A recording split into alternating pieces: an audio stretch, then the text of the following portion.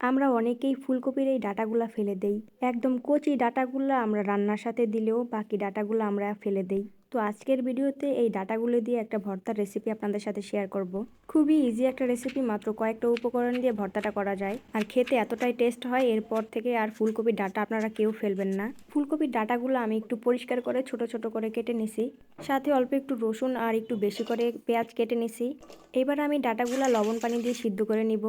সিদ্ধ হয়ে গেলে কড়াইতে তেল দিয়ে দিব চিংড়ি মাছ, সাথে দিলাম কাঁচামরিচ, শুকনা মরিচ আর পেঁয়াজ রসুন কুচি।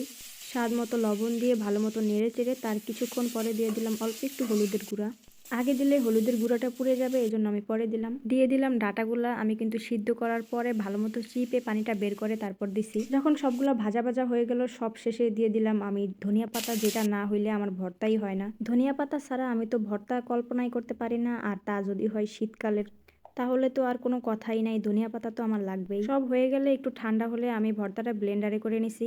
এরপর একটা প্লেটে নিয়ে উপর দিয়ে একটু সরিষার তেল দিলাম। হয়ে গেল আমার ফুলকপির ডাঁটার ভর্তা। এরপরে উপরে হুদ্দায় একটা কাঁচামরিচ দিলাম বিশাল বড়। আপনারাও বাসায় এভাবে ট্রাই করেন, আশা করি ভালো লাগবে।